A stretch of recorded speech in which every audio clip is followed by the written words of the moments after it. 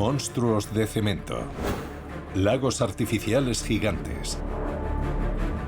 Centrales eléctricas excavadas en las montañas o sumergidas en el mar. Presas hidroeléctricas imposibles. Como la más famosa, en Tignes. Cuando se construyó, era la mayor presa de Europa y la tercera más alta del mundo. Más allá de ese muro, hay el equivalente de 100.000 piscinas olímpicas. Para resistir la fuerza del agua, la presa está diseñada con docenas de microfallas. En Bretaña está Lagans.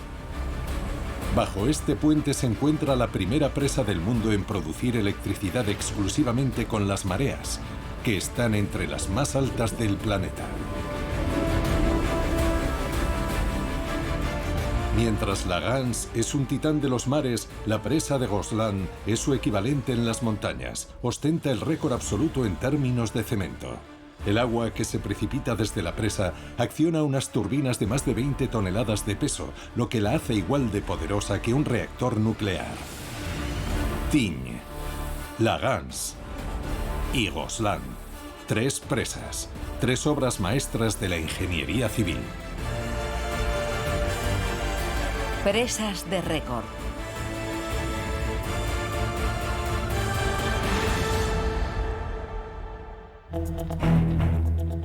Francia tiene muchas presas. Cuenta con más de 650. A partir del siglo XVIII, los ingenieros franceses han acumulado una experiencia única en este campo y superan nuevos desafíos en cada ocasión, como el de llenar los lagos de las presas sin desfigurar el paisaje. Tenemos 1.500 kilómetros de galerías. Captamos todos los recursos hídricos y nuestros ríos para alimentar nuestras grandes presas. Una vez se construye el muro, una galería hará caer el agua casi en vertical sobre una central hidroeléctrica. En su interior se accionan unas turbinas gigantescas con la velocidad del agua.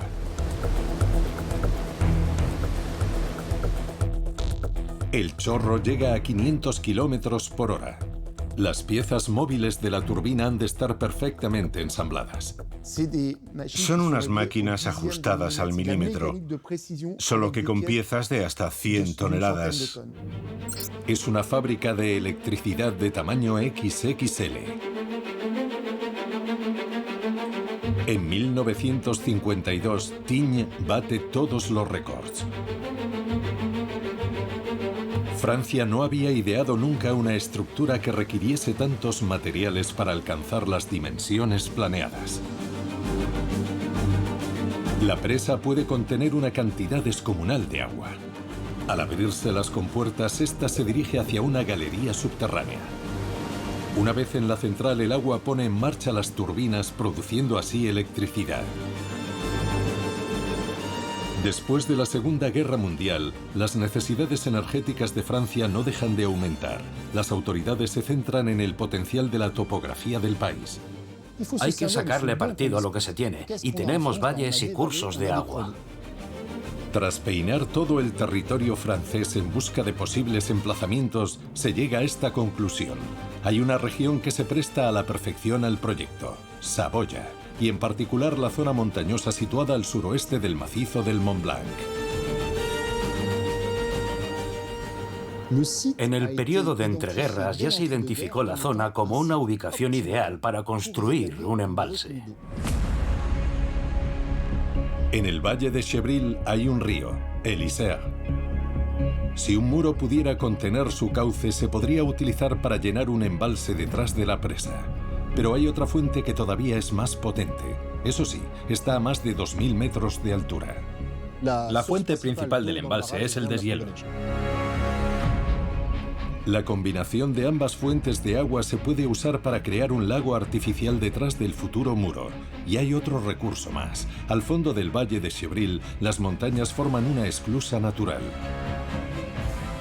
Pero hay un problema. Como en todas las obras en terreno montañoso, el acceso es limitado.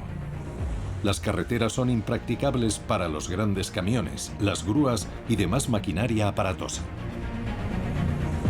A estas altitudes todo cobra unas dimensiones desmedidas. Tignes está en el quinto pino. Traer el cemento y el resto de materiales supone un inmenso problema logístico. ¿Cómo transportar toneladas de material a más de 1.600 metros por encima del nivel del suelo? Pero todo tiene su solución. Construyeron un teleférico industrial entre la estación de Bourg-Saint-Maurice y Tignes. Un teleférico de 21 kilómetros para izar el cemento que llegaba a la estación de Bourg-Saint-Maurice. Nadie había construido nunca un medio de transporte que cubriese una distancia semejante. El cemento se almacena en unos inmensos silos de 4.000 toneladas. Para transportar las rocas para colar el cemento se importan unos inmensos camiones de Estados Unidos llamados Euclid. La materia prima se trae de una cantera situada a 3 kilómetros, donde se extraen los bloques con la idea de producir el cemento in situ. Hubo que usar más de 16 toneladas de explosivos para extraer más de 106.000 toneladas de piedra caliza para construir la presa. Con una tasa de extracción de 400 toneladas por hora, el ritmo de trabajo es excepcional. Sin embargo, está supeditado a las condiciones meteorológicas en las montañas. Es imposible trabajar durante todas las estaciones. Solo tenían entre 140 y 150 días al año para colar cemento. Los tenían que exprimir al máximo. Para compensar los retrasos debidos a la nieve y el frío, se contratará nada menos que a 5.000 trabajadores en el verano de 1949. Es un récord en Europa. La presa propiamente dicha requiere unos cimientos gigantescos de 20 metros de profundidad. Es el equivalente de un edificio de 8 plantas. Una vez inyectado, el cemento se adhiere a la dura roca del suelo. A continuación se erige el muro bloque por bloque, hasta alcanzar los 180 metros. Se añaden 4 refuerzos al exterior de la curva que da al valle. El estudio geológico del macizo que tendrá que resistir el embate del agua es absolutamente fundamental, porque si se hace mal, la presa se puede derrumbar. Tanto los cimientos de la presa como los estribos en ambos lados han de estar firmemente anclados al terreno, ya que la masa de agua ejercerá una presión inmensa. El embalse de la presa de Tignes contiene 235 millones de litros de agua. Para contrarrestar la monumental embestida del agua, los ingenieros optan por un diseño particular, diferente del de las presas convencionales, donde el material se amontona en una especie de montaña artificial. La presa de Tignes tiene una forma abovedada. Así, cuanta más presión ejerce el agua, más se ancla la presa en la montaña, apiñándose contra la roca. Sin embargo, hay otra forma de reducir la presión en la presa. André Coan era ingeniero de puentes y caminos. Entre los cerebros de la presa de Tignes se encuentra André Coan, imprescindible en la historia de las presas de Francia. Diseñó más de 70 presas. También tuvo que ver con otra excepcional presa de los años 1950. La de Serponçon, en los Alpes, es la mayor presa de Europa en cuanto a su capacidad hidroeléctrica. Para impedir que el muro se derrumbe en Tignes, se trata de aliviar la presión permitiendo que el agua se filtre. Al pie de la presa, los constructores practican unos orificios para dejar pasar pequeñas cantidades de agua. Los desagües miden entre 20 y 40 metros de largo, ya que el grosor de la presa varía en función de la altura. A la altura de la carretera mide 10 metros de grosor, pero cerca de la base llega a medir 43 metros. Es una auténtica pirámide de cemento que se construye entre 1946 y 1952. Y al igual que sus antepasados egipcios, la presa también encierra túneles secretos. Hay una galería superior, 2 rampas, una galería intermedia y una galería inferior. Solo puede acceder a ellas el personal que opera la presa. Esto les permite detectar señales de filtraciones de agua y asegurarse de que los cimientos de la presa se mantienen estables. Pero hay otro fenómeno que se monitorea con más atención si cabe. El coloso vive, respira y se mueve sin parar. La expansión del cemento en verano, así como su retracción a temperaturas bajo cero, tienen una influencia en la presa. Esos movimientos no son insignificantes. Si observas la posición de la plomada a varias decenas de metros del lugar en el que está suspendida, te das cuenta de que la presa se desplaza varios centímetros. Hay otra parte del proyecto que es igual de impresionante, aunque invisible. Para poder llevar el agua de la presa de Tigne, que está a más de 1.600 metros de altura, hasta la central de Malgoberg, se construyó una galería de más de 15 kilómetros de largo y 4,5 metros de diámetro. ¿Te imaginas? Un túnel que atraviesa la montaña para llegar a la central de Malgoberg. Es uno de los formidables retos de Tigne. Perforar la dura roca de la montaña en un tramo de más de 12 kilómetros para crear una catarata artificial. A mediados del siglo XX no había tuneladoras gigantes como las que hoy en día se consideran indispensables. Hay que tener en cuenta que en 1947 las condiciones de trabajo en este tipo de obra eran terribles. La dinamita se usaba en abundancia. Los hombres se jugaban la vida a diario. Hay que saber que en la construcción de Tigne se cobró la vida de 60 trabajadores, en su mayoría mineros que excavaron las galerías. El agua desciende por el túnel a lo largo de más de 15 kilómetros gracias a una pendiente leve pero constante hasta los últimos metros en que alcanza una velocidad de vértigo. A la salida del túnel, el agua se precipita en 2 tuberías de acero de 2 metros de diámetro que descienden hacia la planta. El agua cae a una velocidad de vértigo durante 750 metros. A la entrada de la central eléctrica, el agua llega en tromba a 400 kilómetros por hora. Pero hay una amenaza. La montaña en la que están fijadas las 2 tuberías no es estable. Está permanentemente en movimiento debido al levantamiento tectónico continuo de los Alpes. La montaña llamada Mont Pourri se desplaza varios centímetros al año.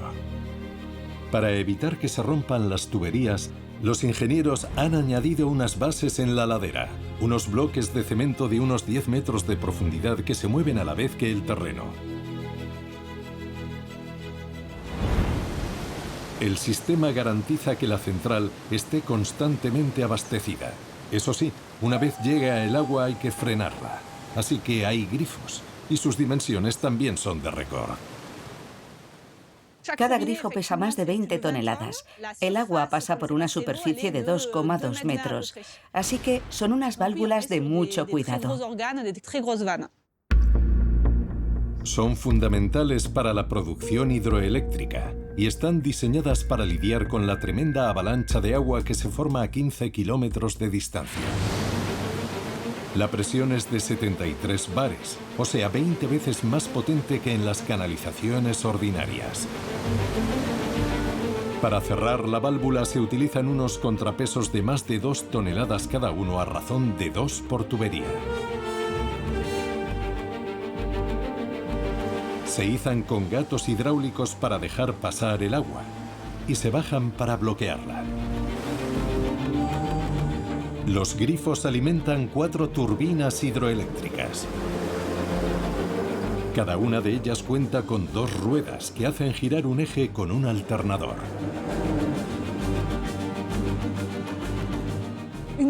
Cada rueda se acciona con 2 chorros de agua, de 20 centímetros de diámetro. Los 2 chorros golpean una misma rueda a la vez, a 400 kilómetros por hora. Cada inyector se cierra con un cono que obstruye el paso del agua. Se pueden mover con un cabrestante neumático.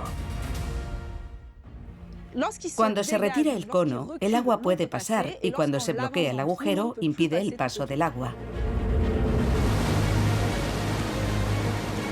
Este sistema sirve de refuerzo para el primer grifo, en caso de que haya que detener el agua rápidamente. Cuando se activa, las ruedas de cada unidad giran a una velocidad excepcional.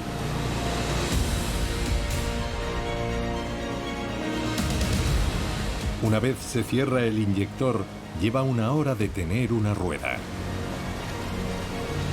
Un simple defecto de fabricación de unos pocos milímetros puede ser sinónimo de desastre. Por eso las ruedas son un derroche de precisión. Su superficie es lisa como la del mármol. Y la trayectoria del agua está calculada para ser lo más eficiente posible. Cuando el sistema funciona a la velocidad máxima, todos los elementos rotan a 428 revoluciones por minuto. El rotor está conectado al eje y a las 2 ruedas, o sea que se mueve todo el conjunto, las 2 ruedas, el eje más el rotor. El rotor gira en el interior de un estator que se mantiene estático. Para producir electricidad, el rotor es magnetizado por unas bobinas sometidas a una leve corriente. Otra condición sine qua non: el rotor tiene que estar lo más cerca posible del estator. De esta manera se generan 10.000 voltios, un voltaje significativo que se verá aumentado gracias a unos transformadores gigantes. Los transformadores son piezas de varios metros de largo por 5 metros de alto y bañados en aceite. No son unos transformadores corrientes, solo se ven en estructuras importantes y permiten aumentar el voltaje de salida de los alternadores pasando de los 10.000 voltios a los 220.000. Cuando entró en servicio, Tignes representaba el 5% de toda la producción eléctrica de Francia y el 25% de toda la capacidad hidroeléctrica del país. Tenía un papel clave. Sin embargo, este excepcional rendimiento tiene un precio. Una vez construido todo el complejo, solo queda por llevar a cabo una última operación. Durante la construcción se habilitó un desagüe al pie de la presa para evitar que la obra se inundara. Ahora hay que llenarlo para que la presa sea estanca. A continuación, el valle será transformado en un gigantesco lago artificial. El único problema es que detrás de la presa había un pueblo, Tignes. Sus 387 habitantes fueron expulsados en 1952 porque había que llenar el embalse.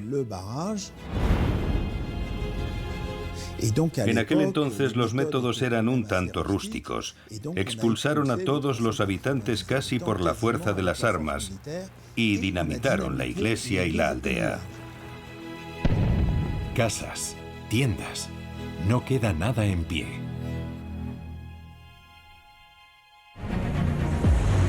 La presa de Tignes salta a los titulares en todo el mundo. Al cabo de 4 años de construcción, es un testimonio de las proezas de la ingeniería civil francesa en el campo de las centrales hidroeléctricas. Sin embargo, la cosa no quedaría ahí.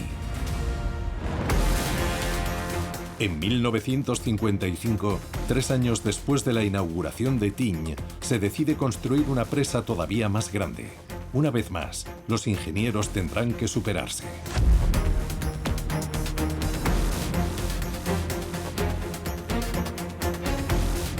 Gosselin, en Saboya, es un monstruo de cemento y tecnología. Batirá todos los récords en cuanto a tamaño y potencia. Colaron casi 1 millón de metros cúbicos de cemento, 940.000 metros cúbicos para ser más exactos. Ningún otro proyecto de ingeniería civil había requerido una cantidad semejante de cemento. Detrás de la presa de Gosselin se extiende un lago artificial de 200 millones de metros cúbicos de agua que se llena gracias a un elaborado sistema de túneles que acarrean el agua a través del corazón de las montañas, conectando ríos y lagos con el embalse.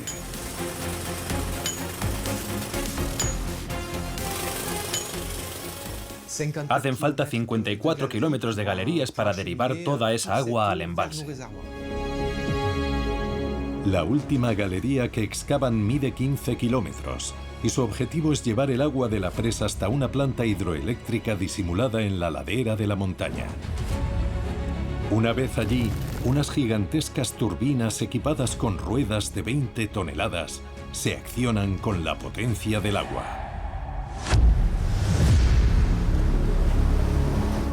Gracias a su excepcional diseño, la presa de Gosselin bate un nuevo récord de producción hidroeléctrica: 600 megavatios. Es la presa de gravedad más potente de Francia. Su rendimiento es equivalente al de un reactor nuclear. Para obtener esta productividad tan asombrosa, los ingenieros optaron por un entorno fuera de lo común. La ubicación es única en Francia. Un cañón formado por dos tenazas rocosas conforma las condiciones ideales para montar una presa. La llanura que se extiende por detrás se convertirá en un enorme lago artificial. Pero ¿cómo harán para llenarlo? La respuesta es un vasto sistema de conductos oculto dentro de las montañas.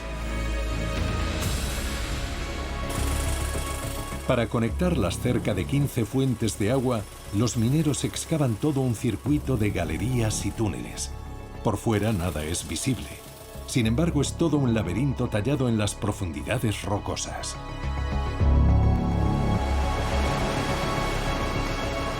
Los ingenieros aspiran nada menos que a construir la central eléctrica más potente de toda Francia. Pero para mantener el embalse lo bastante lleno, los ríos y riachuelos de la zona necesitan un complemento.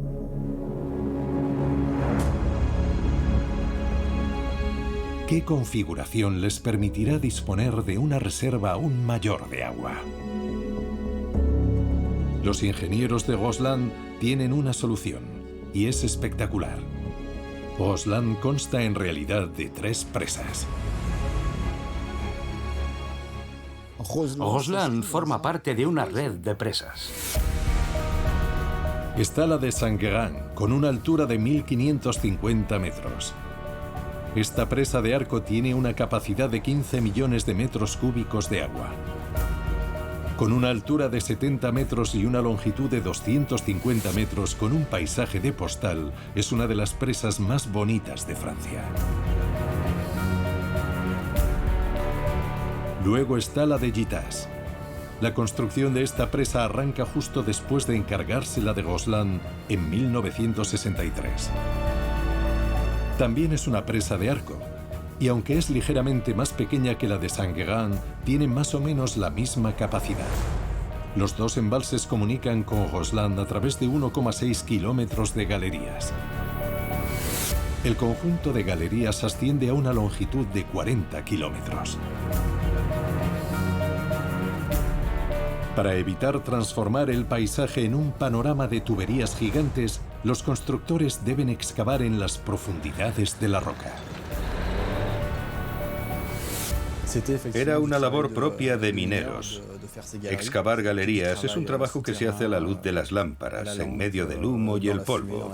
Es un trabajo muy duro físicamente. Pero la fase más espectacular del proyecto es la propia construcción de la presa de Gosselin. Es un monstruo de cemento con un diseño innovador.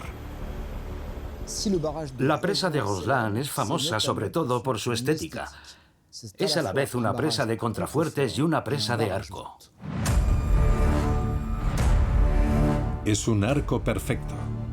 Sus depuradas líneas evocan el volumen de un inmenso globo. Y sus impresionantes contrafuertes recuerdan los de una catedral gótica. La combinación de elementos arquitectónicos da una impresión inédita en la historia de las presas. Hay quien la considera la presa más bonita de Francia, lo que para un francés equivale a decir que es la más bonita del mundo. Más allá de su valor estético, su forma responde a una necesidad. Si bien el angosto cañón permite concebir una presa con un inmenso embalse, la estructura tiene que ser excepcionalmente vasta, tanto como para soportar la presión del agua a lo largo de 800 metros. Cualquier otra opción supondría reducir las dimensiones de la presa. Pero la ambición del proyecto implica pensar a lo grande. Es un monstruo de cemento de casi 1 millón de metros cúbicos. Nunca en la historia una estructura había necesitado tanto cemento. Sin embargo, no es el propio arco el que consume la mayor parte del cemento. El agua ejerce una presión constante contra la curva externa, pero gracias a la forma abovedada del arco, la presión se redirige hacia los extremos que se funden con la roca. Frente a la bóveda hay una muralla gigante que constituye la presa propiamente dicha. Para apuntalarla se necesitan unos refuerzos sin precedentes en ninguna presa construida anteriormente. Los contrafuertes permiten reducir la presión de la presa, redirigiendo todas esas fuerzas hacia el terreno natural. 32 contrafuertes se incrustan en la dura roca para estabilizar la estructura. Aunque hay algo que preocupa a los ingenieros, la geología del lugar. Cuando se derrumba una presa, rara vez se debe a un fallo en su estructura. Se suele explicar por un repentino movimiento de las rocas. Y si un flanco de la montaña cediera, el agua se precipitaría en tromba, arrastrándolo todo a su paso. ¿Cómo consolidar, pues, la mole de cemento? La solución está a la altura de la inmensidad de la presa. Insertar bajo tierra un sistema de cientos de tubos. Se inyecta a presión un producto estanco, puede ser cemento o bien otro producto, para sellar cualquier fuga o filtración potencial en los cimientos de la presa. Para garantizar que sea estanca, se perforan agujeros en la montaña. Los tubos requieren de varios meses de perforación. Solo entonces puede arrancar la construcción de la presa con el colado de cemento in situ. La presa va cobrando forma de pirámide. En su base mide 22 metros de ancho y en su cúspide mide solo 3 metros. Dentro hay unas galerías habilitadas para supervisar la presa. Hay que poder entrar en el cuerpo de la presa y ver si el drenaje funciona o no. El agua circula por las galerías las 24 horas del día. A este nivel no hay motivo de preocupación. Sin embargo, hay otro fenómeno que sí se ha de supervisar: las grietas. Nuestras casas presentan microfisuras y las presas también tienen fisuras, como cualquier estructura de ingeniería civil. Y esas fisuras se vigilan, respiran en función de la temperatura, de la estación, del nivel del agua. Pese a ello, la mole de cemento es una muralla inexpugnable que atraviesa el cañón. En 1960 arranca el llenado del embalse. 2 años después, la central ya está lista para comenzar a producir energía. Y eso que el embalse no alcanzará los niveles previstos hasta 1977. En cuanto hay suficiente agua detrás de la presa, es posible alimentar las turbinas. Pero para generar la energía suficiente es esencial que el agua caiga lo más abruptamente posible. El origen de esta catarata es una abertura en la presa. Esa brecha en el muro es totalmente invisible. No se ve porque está bajo el agua, sumergida. Hay un gran panel con rejillas de acero para evitar que haya árboles, plantas o piedras arrastradas por el agua. Es una inmensa galería que conecta la entrada del agua con la central de la Bâtie. El agua circula por la galería principal, que tiene un diámetro de 4 metros y una longitud de 12 kilómetros. El túnel está hecho de hormigón armado en más de un 90% de su extensión. La inclinación de la pendiente es leve, aún así la cantidad de agua es inmensa. Las partes rocosas del túnel están reforzadas con acero, ya que el agua se puede acelerar en el segundo tramo de la galería. La inclinación es del 40% y la altura de la caída es impresionante: 1.200 metros. 4 torres Eiffel más abajo está la central de la Bâtie, que recibe las aguas de la presa de Gosselin, la de la Gitas y la de Saint-Guérin. Aquí es donde se produce la electricidad. Un edificio que puede parecer insignificante, pero que oculta una auténtica catedral de cemento en pleno corazón de la montaña. Las turbinas gigantes de los años 60 han sido reemplazadas por la tecnología más puntera. Hoy son unas turbinas Pelton las que producen electricidad con su rotación. Son únicas en Francia, como estos grifos. Por motivos de seguridad están duplicados. No están sellados por dentro, ya que ni el plástico ni el caucho podrían aguantar la presión. Cada rueda pesa cerca de 20 toneladas. Para ponerlas en movimiento, los inyectores han de expulsar 10.000 litros de agua por segundo. Rotan a 428 revoluciones por minuto. Su rendimiento es excepcional. Al lado de los inyectores hay unas inmensas piezas de metal. Son los deflectores. Se colocan delante de los inyectores siempre que es necesario detener la rotación de la rueda más rápido de lo previsto. A la mínima señal de vibración, el deflector redirige el agua contra un muro.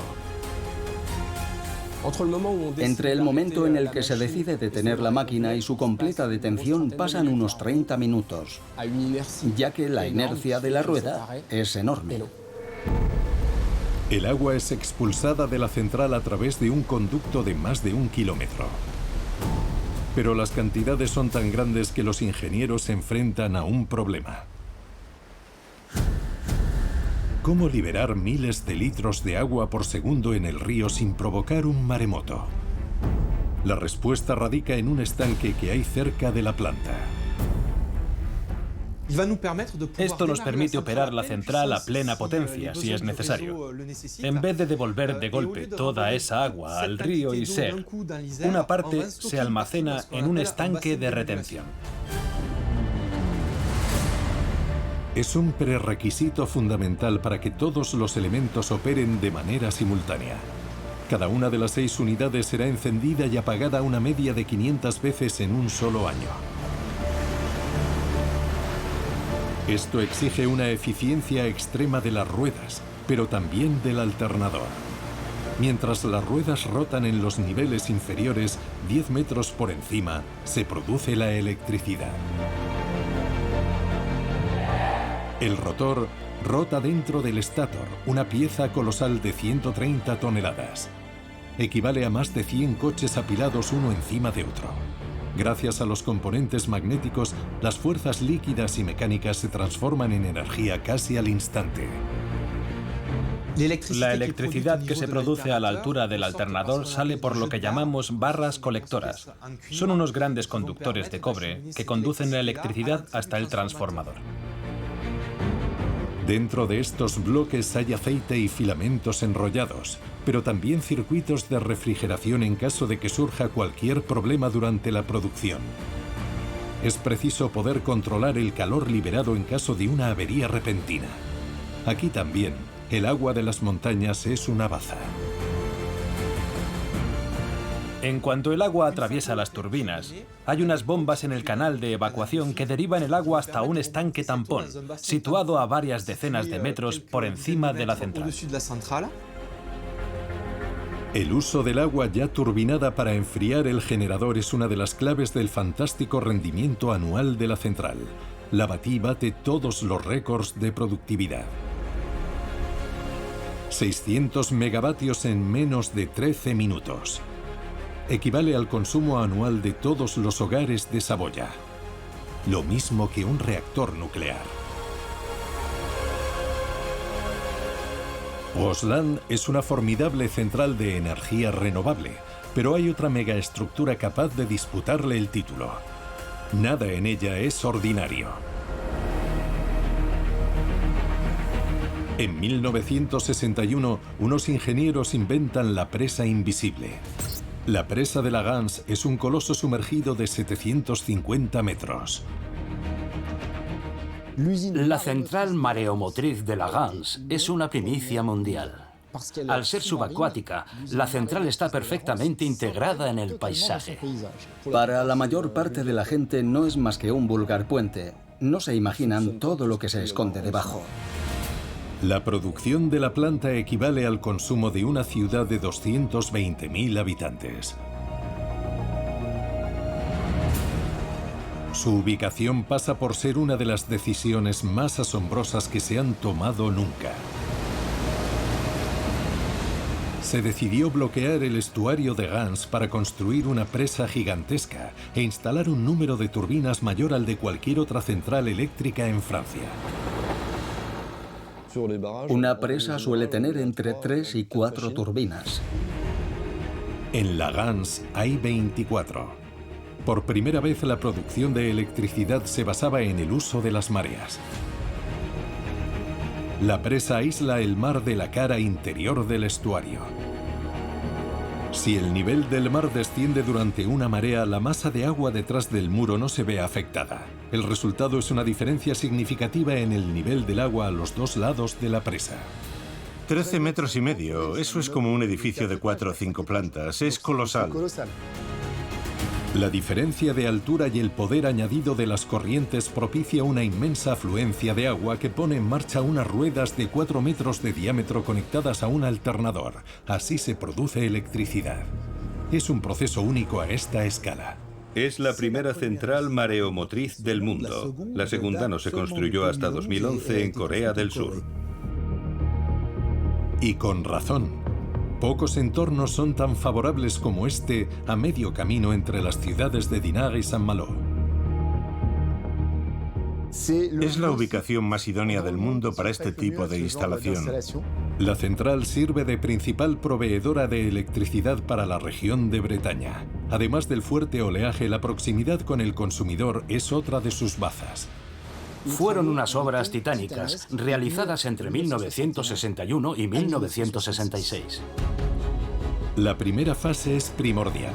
Los constructores necesitan que la zona esté seca, ya que es imposible maniobrar cargas pesadas en el agua, por no hablar de instalar equipamiento eléctrico en un entorno permeable o de hacer trabajar a los obreros en trajes de buceo. El gran reto a la hora de construir una presa en un sitio así es detener el curso del agua, detener el río para poder desaguar y construir la central en el lecho. ¿Cómo se bloquea un estuario entero? ¿Cómo hacer para que los camiones puedan maniobrar a 20 metros de profundidad en el lecho de un río? Nadie ha llevado a cabo nunca una proeza semejante. Un ingeniero francés acepta el desafío.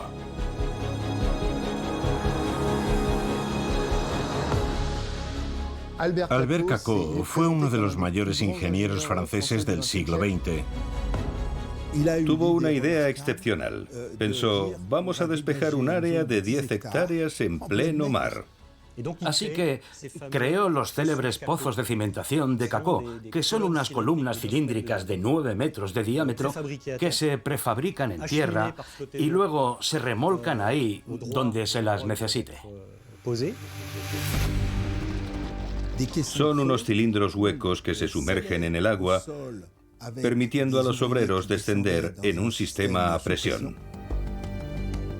Se lastran con arena y ya son unos bloques contra los que la marea no puede hacer nada. Una vez instalados todos los pozos de cimentación, se sella el espacio entre ellos con unas planchas de acero. Instalaban unas barreras metálicas sumamente sólidas que impedían el paso del agua. Una vez selladas las particiones, se extrae el agua con unas bombas.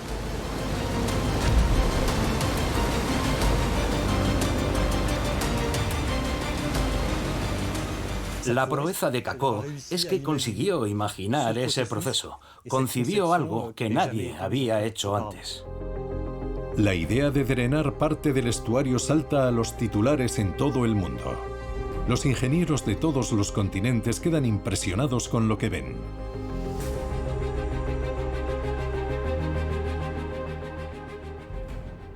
Vaciar 700 metros de un estuario así de grande para construir una central eléctrica es algo que no se había hecho antes en ningún lado. La construcción moviliza a 1 millar de obreros para desempeñar multitud de tareas. Para poder operar la central se necesitan salas de control, maquinaria pesada y departamentos técnicos repartidos a lo largo de cientos de metros. Hay un sinfín de galerías y de recovecos. Es un verdadero queso gruyère construido bajo el agua. Una vez terminada la infraestructura, es hora de dar el siguiente paso crucial: la llegada y la instalación de las unidades hidroeléctricas. Las máquinas de Lagrange son colosales. Cada una de las 24 turbinas pesa cerca de 500 toneladas. Excavaron 12 metros por debajo del lecho del mar para anclar la presa e instalar las turbinas. Cuando uno cruza el puente entre Dinard y Saint-Malo, nunca se le ocurriría pensar que debajo de sus pies hay un inmenso edificio de 30 metros de alto. Las 24 unidades eléctricas están insertas en miles de toneladas de cemento. Cada una de ellas consta de una rueda de más de 5 metros de diámetro. Al ser impactadas por miles de litros de agua en pocos segundos, empiezan a rotar a casi 100 revoluciones por minuto. Este resultado se obtiene gracias al movimiento de las mareas. Solo hay que abrir las compuertas cuando la marea está en su punto más bajo. El agua bloqueada al otro lado de la presa se precipita entonces en las tuberías. Hay que mostrarse humilde ante la naturaleza. La fuerza de las mareas no se puede domar así como así, pero parte de esa energía se puede canalizar en nuestro beneficio para producir electricidad. La masa de la rueda de 5 metros con sus aspas pesa 80 toneladas, el equivalente de 50 coches. Sus elementos han sido ensamblados con la máxima precisión.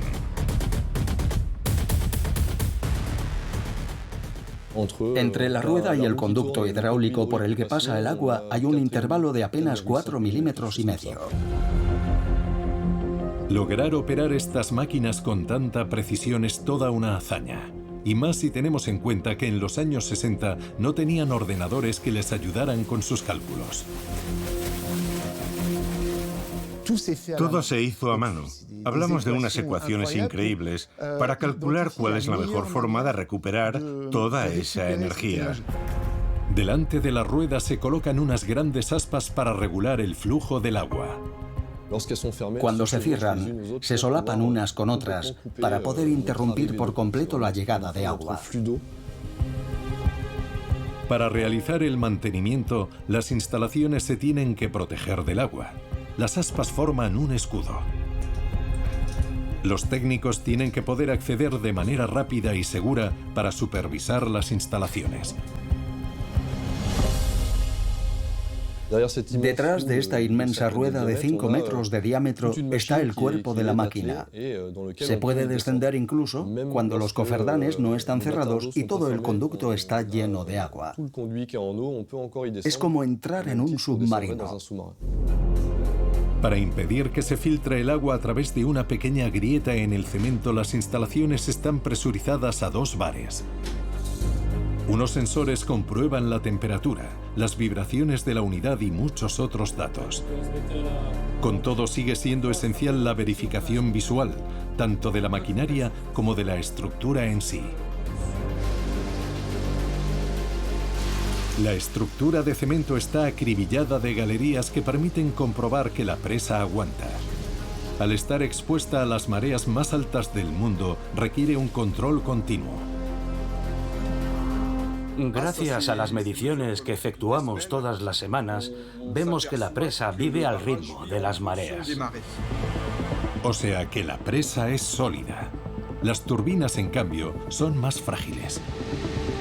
Reemplazar una pieza es un proceso largo y complejo. Hay que izar la tapa de la unidad para retirar los elementos uno por uno. Una operación que lleva varios meses. Igual que cuando los ensamblaron en los años 60. Después de 5 años, llega el momento del veredicto final. Es el lanzamiento de la central eléctrica. Las obras de la presa han concluido. El muro protector de Albert Cacot puede ser ya retirado. Cuando concluyó la construcción, se desmontaron todos los pozos de cimentación y el agua pudo volver a fluir. El 26 de noviembre de 1966, el día de la inauguración, las ruedas funcionan a la perfección. Accionan los inmensos estátores en cada uno de los 24 rotores de más de 100 toneladas. Todo está listo para producir electricidad. Pero sigue siendo necesario inyectar una leve corriente delante de las ruedas de 5 metros. Y la propia ubicación de la central plantea un problema. El agua que atraviesa las turbinas, contrariamente a la de las presas de los Alpes, es salada. Trabajamos con agua de mar. Es el mismísimo mar el que entra directamente en nuestras máquinas. La arena, la sal y otros agentes presentes en el agua de mar se adhieren a las aspas. Puede tener un efecto abrasivo, como un lijado con chorro de arena. Puede corroer los materiales, los puede oxidar. Se probaron distintas opciones: revestirlas con una pintura especial, utilizar metales especiales y ver cómo reaccionaban. Al final se optó por la electrólisis. Se envía una corriente eléctrica a unas pequeñas placas que hay entre las aspas para atraer los elementos corrosivos. Es un efecto conocido, pero que nunca antes se había usado a esta escala. En la época era una idea realmente innovadora.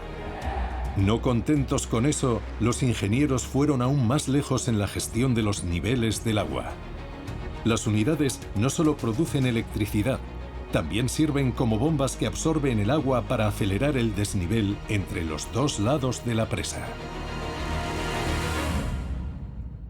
Cuando los niveles son muy similares, se puede bombear agua para aumentar la cantidad de agua almacenada. Y es como llenar de gasolina el depósito. La misma máquina que hace las veces de turbina puede rotar en el sentido opuesto, convirtiéndose así en una bomba eléctrica. Es una primicia mundial. Para conseguir un desnivel aún mayor entre los dos lados de la presa, se bombea agua del mar cuando su nivel desciende durante la marea. Así, el lado del estuario se convierte en un embalse.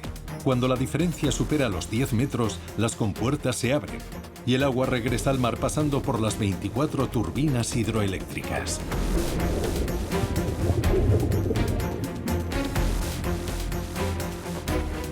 Las máquinas han de soportar los violentos embates del agua. Como este escenario se produce 2 veces al día con el ritmo de las mareas, exige que su construcción y su mantenimiento sean de una calidad excepcional.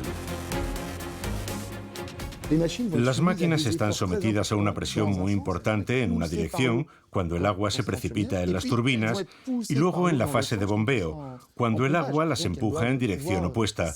Así que tienen que adaptarse a estos dos modos de funcionamiento tan exigentes. Desde 1966, la presa de Lagans produce 500 gigavatios al año. Es un 17% de toda la energía eléctrica que consume la región de Bretaña. Contrariamente a otra de las llamadas energías sostenibles como la energía eólica o los paneles solares, Lagans cuenta con una ventaja decisiva. La energía lunar presenta una ventaja. Es mucho más predecible que la energía solar fotovoltaica. Las predicciones de mareas pueden anticipar los niveles de la marea en el estuario con un año de antelación. Son objeto de monitoreo constante. De esta manera, la producción de la central se puede ajustar en todo momento a las necesidades energéticas. Las naciones sedientas de energía del mundo miran a Lagans con envidia. Es una estructura única en el mundo que despertó el interés de la comunidad internacional. La fueron a visitar delegaciones de al menos 50 países. Pero los inversores no tardarían en llevarse una decepción. No es un concepto fácil de replicar. Los prerequisitos son demasiado numerosos.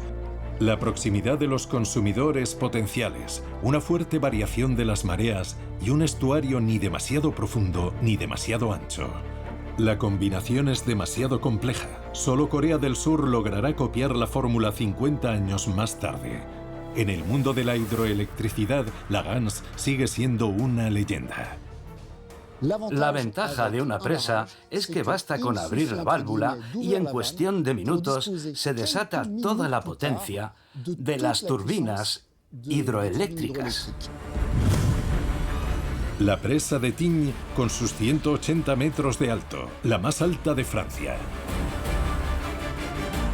La central subacuática de la Gans, la primera del mundo activada por el movimiento de las mareas. Y la presa de Gosselin, una red de docenas de kilómetros de galerías excavadas en las montañas.